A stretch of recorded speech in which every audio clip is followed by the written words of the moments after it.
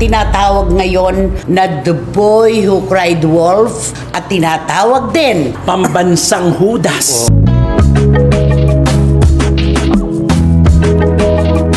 Hindi tama yung ceasefire. Dapat tanggapin mo na nagkamali ka at hindi totoo ang mga ipinakalat mo.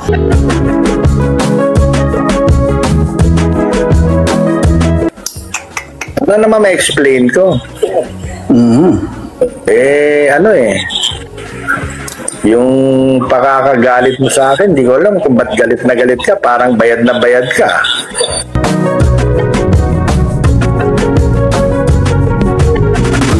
Nung kinausap ko si Tito Sen, minura ako ni Tito Sen.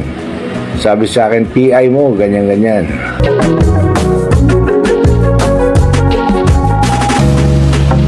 Veteranang kolonista na si Christopher Min, pinalagan ni Anjoliana sa pagtatanggol kay Senator Tito Soto.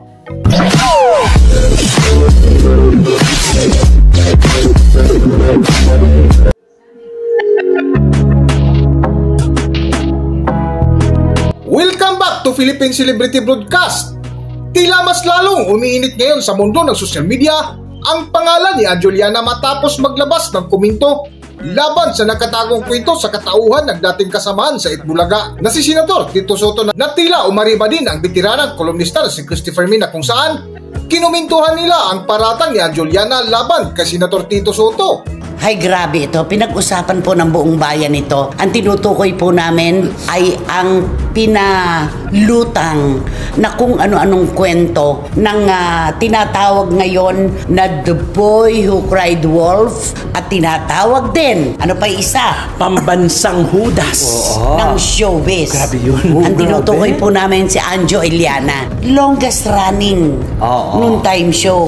Wawasakin mo at sasabihin mo na meron daw ano sa loob. May sindikato sa loob. At ang hari daw ng sindikato, ang tagapamuno ay si Senate President Tito Soto. Anjo Eliana, 2 dekada ka sa Itbulaga. Ibig mong sabihin, nagpanggap ka lang pala na dabarkads, nagpanggap ka lang pala na kaibigan ng Tito Vic and Joey. Dahil eto, ganito ginagawa mo sa kanila. Yan ang tanong ng lahat.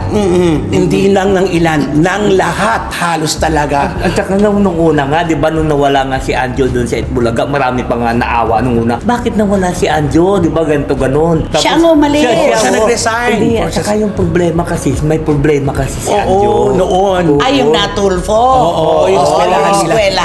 Yung eskwelahan. Silang dalawa ng kapatid niyang si Ryan. Nagpunta kay Senator Tulfo, yung mga estudyante na nagtutuition. Wala namang palang sertipiko, wala namang palang... Hindi pala acknowledged ang hindi accredited. Yun ang dahilan kung ba't nangutang siya kay Wheeler Villame. Pambili daw ng mga computer.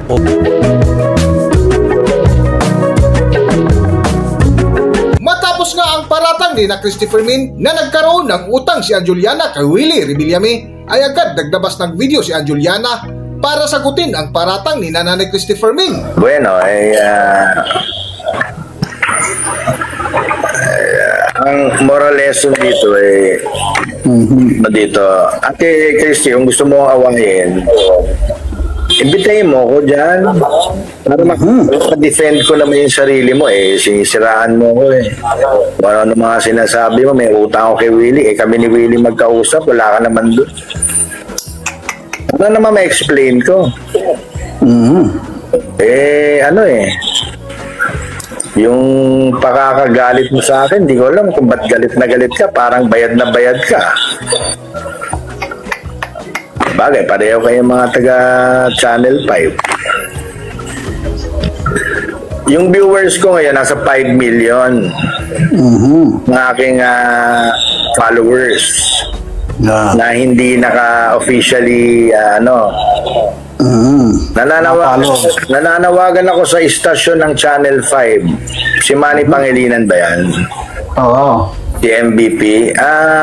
Mr. Pangilinan, may problema kayo sa mga tao niyo dyan. Itong si Christopher Min, sinisiraan ako. Hindi man lang ako inimbita. Gusto kong pumunta dyan para depensahan yung sarili ko. Ayaw. Mali naman yon, Mr. MVP. Ano yan? Pwede kayong manira? Pwede kayong manira ng tao? Tapos, hindi pwedeng depensa ng tao? Mali po yan. Kaya yan po, yung tao nyo, si Christopher Min, sinisiraan ako. Sabi ko, punta ako dyan, mag-explain ako. Ayaw naman akong papuntahin. Sabi ko, magbabox reveal lang naman ako Mr. Pangilinan, nananawagan ako sa inyo.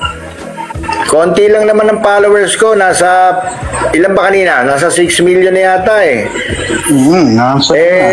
sabihin nyo lang kung gusto nyo magdeklara ng gera, sasabihin ko dito sa mga followers ko, wag na manood dyan sa Channel 5. Kasi unfair kayo Biro mo, naninira kayo ng tao, tapos hindi ako pwede. Oo. At ang sabi niya, nag-reach out daw sa kanya. Si Bossing Vic Soto at saka si Maru. At hindi raw sila nanghingi ng tawad sa isa't isa. At ang sabi raw niya, ceasefire. Hindi alam ni Anjo kung ano ibig sabihin ng ceasefire. Ang ceasefire, tigil putukan. Ano to? Kapag ka isang araw at nagburibot na naman ang utak mo, ibabalik mo na naman ang ganito, sisiraan mo na naman si Senate President Tito Soto, wawasakin mo na naman ang integridad niya, ang kanyang imahe, pati ng produksyon ng Itbulaga. Hindi tama yung ceasefire. Dapat tanggapin mo na nagkamali ka at hindi totoo ang mga ipinakalat mo.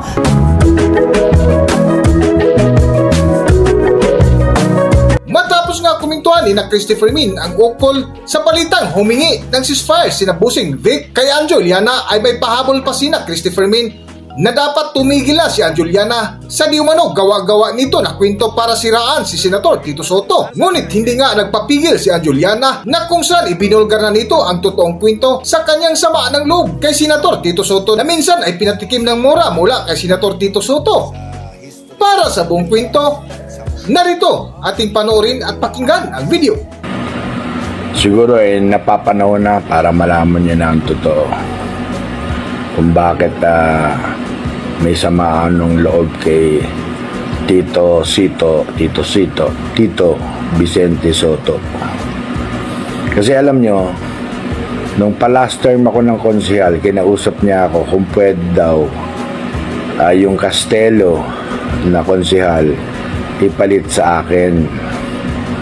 Pero ayaw ni Joy Belmonte, ni Vice Mayor Joy Belmonte, kasi mas gusto niya ako kaysa dun sa Castelo. Ang usapan kasi nila, pag naging konsehal si Castelo, aatras na, wala nang kalaban ng kanyang Vice Mayor na si Gian Soto. Pag pinasok yung Castelo sa lineup ni Joy, kinausap ko si Joy. Sabi ko, no. Sabi ni Joy sa akin, no, Anjo, I want you. Ikaw ang gusto kong konsehal. Nung kinausap ko si Tito Sen, minura ako ni Tito Sen. Sabi sa akin, PI mo, ganyan-ganyan. Hindi na ako nakipagtalo kasi sabi ko nga, kasama ko sa Itbulaga. Sige. Ano na lang ako, tatrabaho na lang ako sa Itbulaga. Yung pangalawang kasalanan sa akin ni Tito Soto, na tinuring ko siyang kapatid, minsan nga tinuturing ko siyang ama, nung binakbakan ako ni Raffy Tulfo. Yung mga kasinungalingan ni Raffy Tulfo, nung ako po yan na Tulfo, yung kapatid ko naman yan tinulfo, hindi naman ako nandun lang ako Mas sikat lang kasi ako sa kapatid ko, kasi, kaya ako ang diniin ni Raffy Tulfo. Din yung eskwelahan sa Lucena na mali-mali ang bintang, mali-mali ang pinalabas, camera kami. Pero kung papanoorin mo mabuti, kinuwartahan lang kami ni Raffy Tulfo. Ang sama ng loob ko noon kasi hindi man lang ako tinulungan nitong Tito Soto. Anong klaseng kaibigan yun? Mabuti pa si Tony Tobera, tinanong ako, Anjo, ano yun?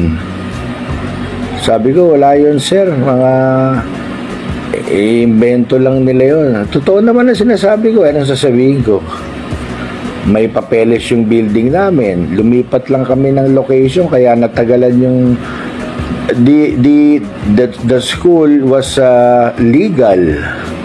Na late lang yung pero pinalabas ni Tulfo, illegal. O sayang yung mga estudyante pinag-aaral namin ng libre. Ano nangyari? Wala na ng eskwela, nagsarado na. Imbis na makatulong kami, ganun kasama ang ugali ng Rafi Tulfo. Kumita lang, makagamit ng tao, gumawa ng kwenta, kumita. Yan.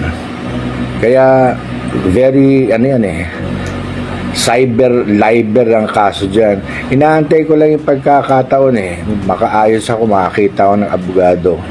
Pero si Mr. Tubera, buti pa siya, tinanong ako, sabi ko, sir, okay lang yan, wala yan. Wala akong demanda, wala akong kahit anong reklamo. Bakit? Kasi yung eskwela namin maayos. Meron ba naman eskwela na 13 years nang umaandar tapos illegal? Hinanapan lang ng butas nitong Rafi Tulfo. Tapos yung dalawang estudyante na nagreklamo, nung pinacheck namin, hindi pa pala naka-enroll. So hindi ko alam kung anong motive ng 5 estudyante, 5 hanggang 7 estudyante out of thousands na pinag-aral namin. Pero going back, kaya ang sama ng loob ko kay Tito Sen, natakot siya kay Rafi Tulfo at iniwasan na ako. Kumbaga, feeling niya, guilty na ako. Parang lumayo tayo dyan kay Anjo, scammer pala yan. Tinan nyo, Tulfo, tinan mo yung effect. Sinira mo yung pagkatao ko, sinira mo yung buhay ko, mga kaibigan ko. At si Tito Sen naman, ang sama ng loob ko sa'yo, akala ko ba mayabang ka? Hindi mayabang. Akala ko ba matapang ka? Ba't di mo pinagtanggol? Akala ko ba para tayo magkakapatid? Yun yung unang sama ng loob ko dyan kay Tito Sen. Pag mga matataas na tao, wala na. Kakalimutan na yung mas maliliit na taong kaibigan niya. Kinuwento ko lang sa inyo to kung saan nagsimula ang samaan namin ng loob ni Vicente Soto III. Yung senador ngayon na yan. Kaya yun lang po, naikwento ko lang kasi para alam nyo kung saan nagsimula. Maraming salamat po, marami pa yan. Maraming salamat po at abangan ang susunod na kabanata. Hanggang dito na lang muna ang ating video at kung nagustuhan nyo, huwag kalimutan mag-subscribe at pindutin nyo na rin ang notification bell para ma-notify kayo sa ating susunod na video. Maraming salamat!